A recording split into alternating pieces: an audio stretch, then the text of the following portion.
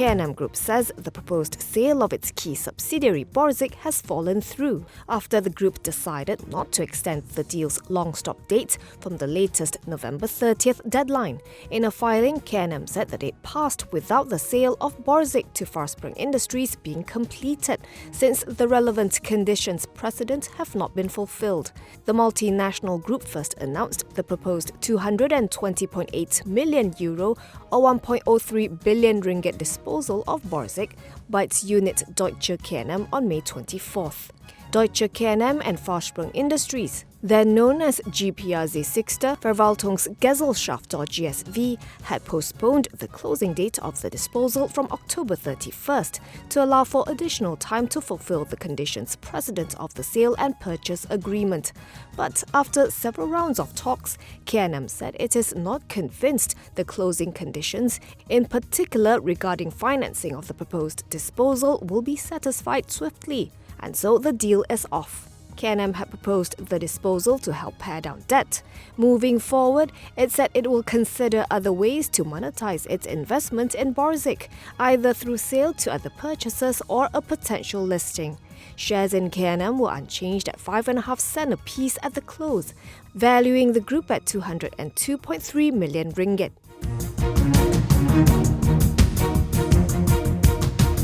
The country's meteorology department has issued an alert warning of continuous rain for 7 states until this Sunday.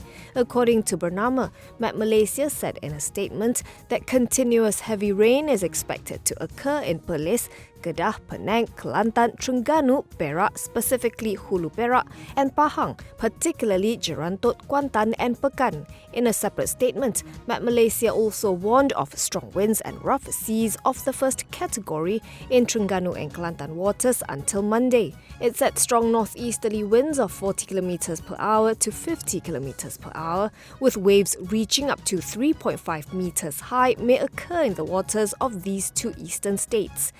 Malaysia warned that the rough conditions will make all shipping and coastal activities, including fishing, water recreational activities and water sports, dangerous. The Federation of Malaysian Manufacturers, FMM, warns the manufacturing sector may face a downturn in the first quarter of 2023 and said industry players must brace for global uncertainties. Its president, Tan Sri Sotian Lai, told the press on the sidelines of an FMM conference today that Putrajaya must take proactive actions and engage with the industry to come up with the right policies so that small and medium enterprises can pull through the headwinds. He noted that the International Monetary Fund had forecast slowing global growth next year amid the cost of living crisis, tightening financial conditions and geopolitical tensions. So also called on the government to build up 5G infrastructure within 5 years, reduce the 4G subscription price and set the 5G subscription price.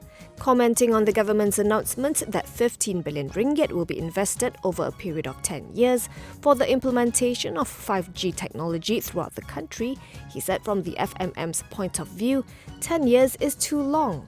He added the government must provide a stable 5G network nationwide to support the digitalization of the economy.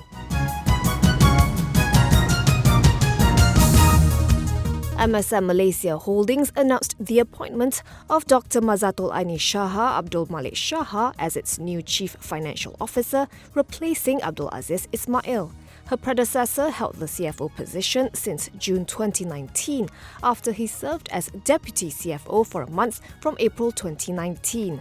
Prior to her position at the sugar refiner, Mazatul Aini was an independent non-executive director at 7-Eleven Malaysia and TH Heavy Engineering and an audit committee member for both companies. She is now an independent non-executive director of IGN Holdings. In a Bursa Malaysia filing, MSM said Dr. Mazatul Aini has 26 years of hands-on experience in Islamic banking and finance, fundraising, transformation management, corporate finance and advisory works. Her past experience includes her stint as the Group CFO of Proton Holdings and CFO of Nationwide Express Courier Service. MSM said she was also with ASEAN Bankers Malaysia, Bank Pembangunan Malaysia and Bank Muamalat Malaysia. She is a fellow at the Institute of Chartered Accountants in England and Wales and obtained her PhD in political economy and Islamic banking from a London university.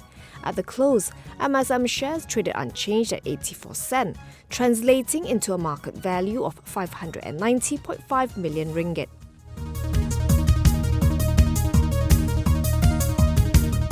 Irika Corp has been slapped with a 97.91 million ringgit suit from a joint venture partner over obligations of a JV agreement for a development project.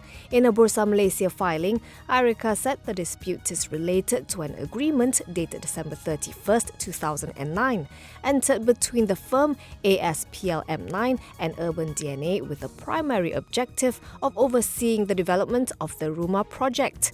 Urban DNA was to be the developer of the project, with a 70-30 shareholding split between ASPLM9 and Irika.